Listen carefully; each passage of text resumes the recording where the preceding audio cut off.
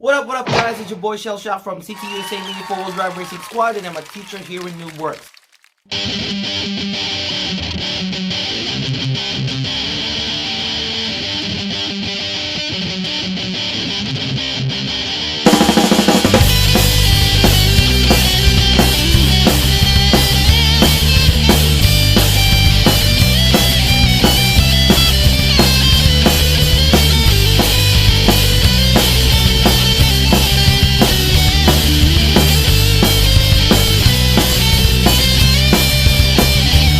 Before I start my video, I want to say shout out to High Speed Matrixx Oil and High Speed Matrixx Power Cleaner. If you guys are interested with these two amazing products, I got the link at the description below. So get your professional mask ready and your safety goggles, because today we're going to teach you how to build rear body damper version 2.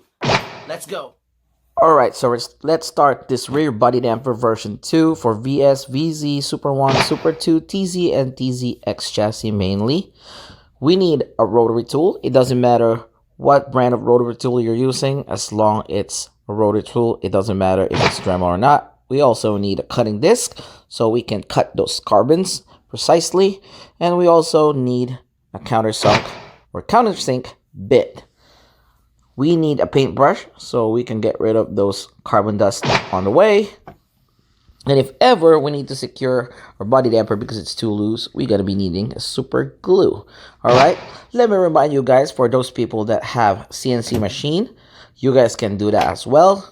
But now, today, we are using a rotary tool because I don't have one. Alright, but if you have a CNC machine, feel free to do so. Alright, so here are the items that we need. We need item number 15495, high-grade carbon reinforcing plate.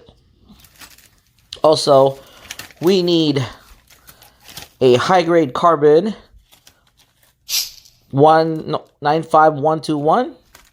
It's going to be the carbon multi-roller setting stay. And also we need this item number 15459, AR mass damper set. And also we're going to be needing this adjustable mass dampers, item number 95324. We also need some lightweight plastic spacers. It's 95400. It's red for color matching. We also need some lock nuts. It's gonna be red too for color matching. It's item number 15493. Alright, so that's all we need. And let's start building this.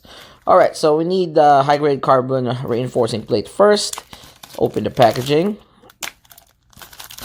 And I'm gonna show you where to cut it.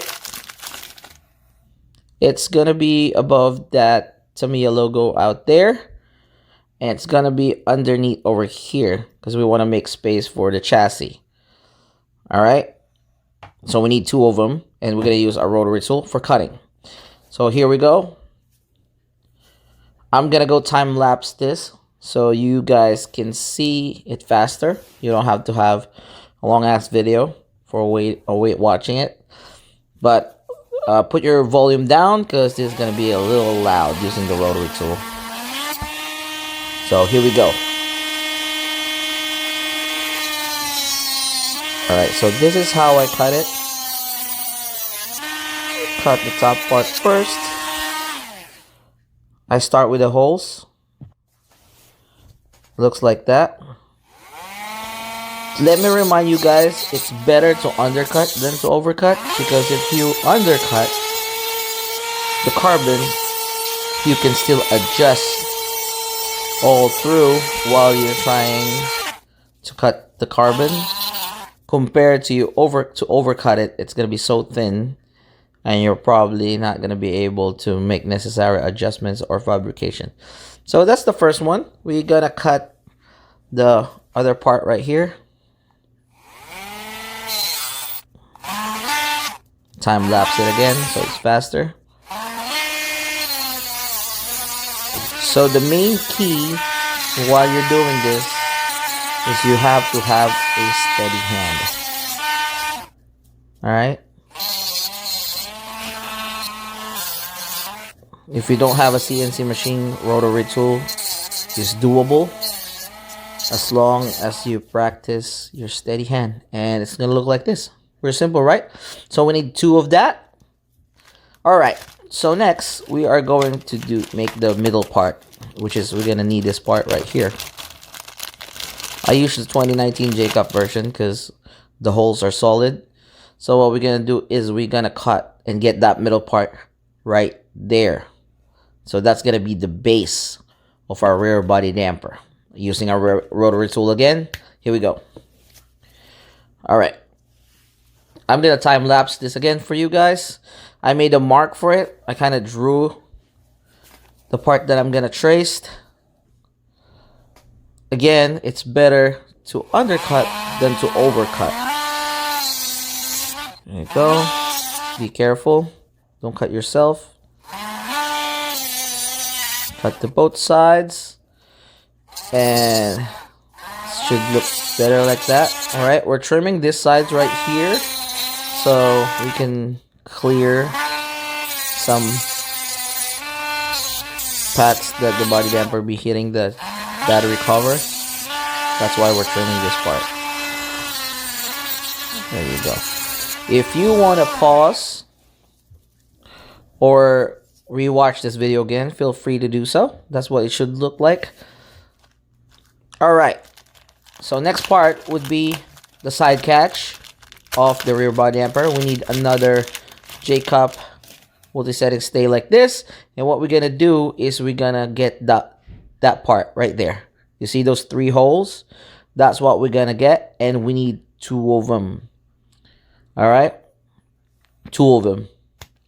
Alright, so this is the one that we made earlier. So what we're going to do is the body damper is going to look like this. Alright? So that's pretty much the blueprint of it. And the catch will be underneath it, which is the part that we are gonna customize that I showed you earlier. Alright, so we're gonna start cutting this. Time lapse it again. Again, you guys can pause or rewatch this video over and over again if you wanna perfect this cutting ways that I'm doing, because it's not that easy. It takes a lot of practice. Alright, so that's I cleared the first part, as you can see. So you can pause it on the parts that you like or you need to see over and over again for you to learn how to make this body damper. There you go, and that's what it should look like. And we need 2 of them. The reason why we cut it like that is so we can clear the part that would be hitting the chassis. So we need 2 of those on both sides, because that is the one that is going to catch our damper weights when we build the body damper.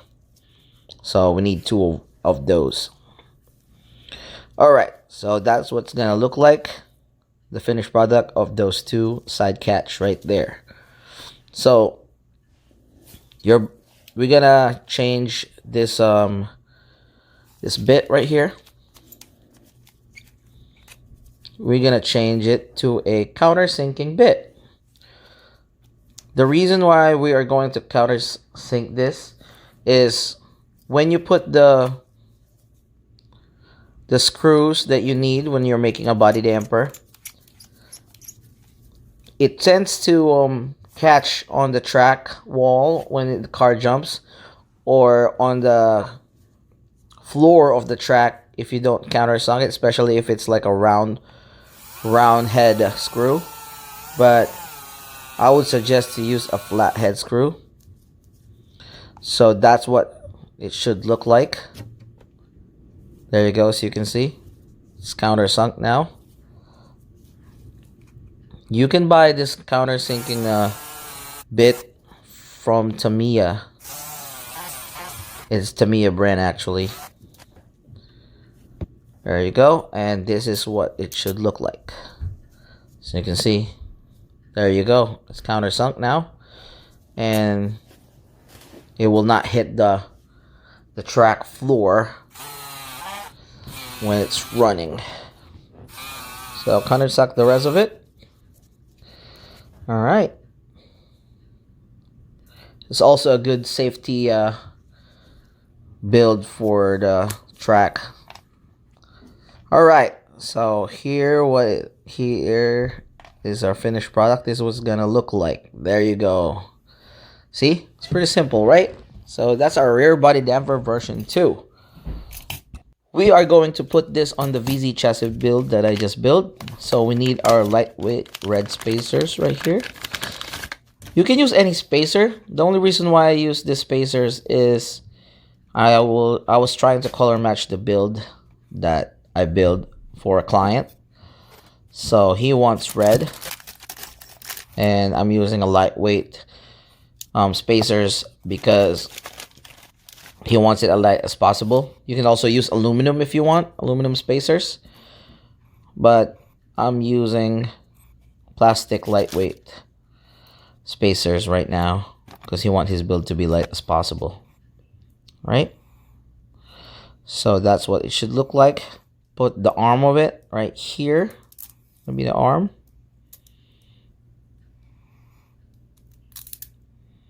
And that's the middle part right there. And that's the reason why we try to customize that middle part. Again, the reason of countersinking all those side catch earlier was not to damage the track too. You know? I would be using these lock nuts, but because I'm prototyping, I'm just using regular nuts right now. But the final product, I would be using a lock nut. But for now, I'm prototyping, so I'm just using a regular nut. Alright. So, it depends how many spacers that you need, because I don't know how tall your build is. But as you go along, building this rear body damper version 2, you will know how much spacers do you need when securing this. Alright, so what I did is just perfect for this build as we test fit it. See, it's cleared. Nothing is hitting the chassis. You're going to make sure you clear that part right here.